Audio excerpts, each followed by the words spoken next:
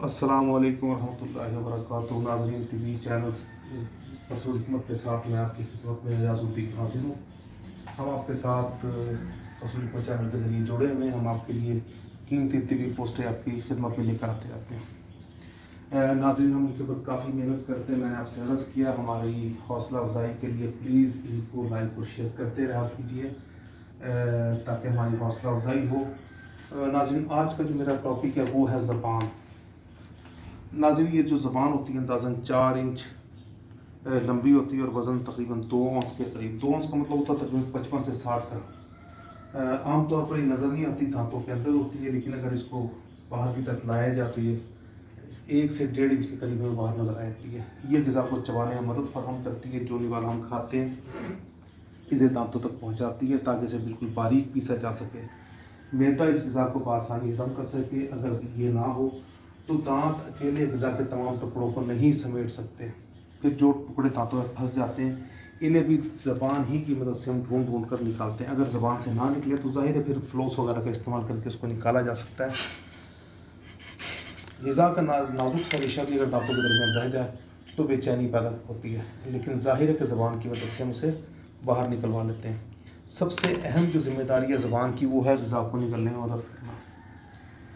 जब हम ग़िज़ा को दांतों और दाढ़ों के दरमियान पीसते हैं तो ये ज़बान ही होती है जो इसकी यानी पोजीशन को बदलती है, तालुक की तरफ दबाती है, जिससे फिर जो पिछला हिस्सा है इस निवाले को ग़िज़ा की नाली की जानिब धकेलता है। ये वैसे तो आम सी बात लगती है, लेकिन कई मरतबा कुछ ना निकलते ही रहते हैं। लेकिन ये सादा अमल कई आसाब कठोर हदूदों के ज़रिए मुकम्मल होता है। हर निवाला जो हम निकलते हैं इसके पीछे एक पेचीदा पुरअसरार निज़ाम काम करता है। बोलना या गुफ्तगू करना भी ज़बान ही की वजह से मुमकिन है। अगर हमारी ज़बान का नीचे का बस्ता बंद हो, जिसको टाइट टंग कहते हैं, तो बोलना बहुत मुश्किल होगा। तो लातादाद ज़ावियों में बहुत सारी ज़बान की हरकत हैं। जो दांत हैं ये ज़ाहिर है कि ज़बान को बहुत नुकसान है। अगर हम ज़्यादा गर्म चीज़ें इस्तेमाल करें, हमारी इसमें तहरीक हो, हमारे उज़लात में तहरीक पैदा हो, तो कई बार हमारी ज़बान दांतों के नीचे भी आ जाती है, जिससे हमारी ज़बान को सदमा होता है। तो नाज़रीन, ज़बान जो है वो ज़ायक़े को महसूस करने वाले बहुत छोटे छोटे उपहार होते हैं जिन्हें पैपलाई कहा जाता है।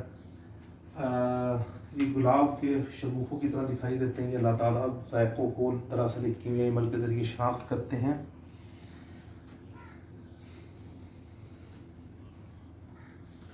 एक ख्याल किया जाता है कि नमक का जायका ज़बान अपनी नोक के ज़रिए, मिठास दरमियानी हिस्से के ज़रिए, कड़वा हिस्सा पिछले हिस्से की मदद से और खट्टा जायका दाएं बाएं हिस्सों के ज़रिए शनाख्त करती है। इसके अलावा ज़बान के 3 बुनियादी रंग सुर्ख, नीले और जर्द की तरह नमकीन, मीठा, कड़वा, ये 4 बुनियादी जायके। लेकिन जायके लामहदूद हैं और बहरहाल ज़बान सबको ही महसूस कर लेती है। नमक और मिठास करने वाले उपहार भी ज़ाहिर ज़बान के ऊपर ही होते हैं, और लेकिन कुछ जायके ऐसे होते हैं जो इनके दरमियान होते हैं, तो उनको महसूस करना भी ज़बान ही का काम है। तो नाज़रीन, ज़बान वो एक अल्लाह ताला का कीमती इनाम है जो बेइंतहा नरम होने के बावजूद भी हमारी ज़िंदगी का बुनियादी माखिज़ है। अगर ज़बान को कुलियतन हमारे मुँह से निकाल दिया जाए तो यकीनन दांत किसी भी सूरत में हमारे खाने को मुकम्मल तौर पर चबा नहीं सकेंगे, बल्कि नामुकम्मल कुचली हुई हालत में ही मैदे तक जाएगा, और मैदा यकीनन उस खुराक को प्रोसेस नहीं कर सकेगा। जब मैदा प्रोसेस नहीं करेगा तो आंतों में जाकर निज़ाम का अमल शुरू नहीं होगा और इंसान बहुत तेज़ रफ्तारी से बीमारियों की तरफ जाना शुरू हो जाएगा। नाज़रीन, ज़बान के जो रंग हैं वो हमारे जिगर और मैदे की बीमारियों का भी इज़हार होते हैं। बल्कि हम ये कहना चाहें तो सबसे आसान होगा कि जिस तरह हमारी बढ़ती उम्र के साथ हमारी जिल्द पर महसूस किए जा सकते हैं, इसी तरह मैदे की ख़राबी और जिगर की ख़राबी के साथ हमारी ज़बान पर महसूस किए जाते हैं। अमूमी तौर पर मैदा और जिगर ख़राब होने की सूरत में हमारी ज़बान का रंग ख़राब होना शुरू हो जाता है। अमूमी तौर पर ज़बान पर सफ़ेदी या जर्दी माइल रंगत नज़र आनी शुरू हो जाती है। इसी तरह टाइफाइड बुखार के बिगड़ने की सूरत में भी अलामत हमारी ज़बान पर ही महसूस होती हैं। वो क्रॉस की सूरत में नज़र आती हैं। अगर मेरी ज़बान के ऊपर सफ़ेद रंग की तय चढ़ी हो तो यकीनन हमारा मैदा ख़राब है और जिसमें बलगम की मिकदार बहुत ज़्यादा है। इसी तरह अगर ज़बान पर खट्टा या जर्दी माइल को रंगत आई है तो इसका मतलब है कि हमारे जिगर में कोई मसला या पित्त अपना सही तरह काम नहीं कर रहा है, या पित्ती की रतूबत हमारे जिसमें सही तरह शामिल नहीं हो रही, और जिसकी वजह से ज़बान के निचले हिस्से का जायका कड़वा हो गया और ज़ुबान पर एक जर्दी मैल तय नज़र आनी शुरू हो गई। तो नाज़रीन, हमारी तशख़ीसी निज़ाम के लिए बहुत ही शानदार टूल है, इसको समझने की ज़रूरत है। जो लोग इसको समझ लेते हैं वो मैदे के बहुत सारे अमराज का सिर्फ ज़ुबान की रंगत देख कर ही इलाज कर लेते हैं। अगर ज़ुबान पर सफ़ेद रंग की तय, मोटी तय हो, मलाई की तरह की तय हो तो एंटीमोनियम इसकी दवाई होगी।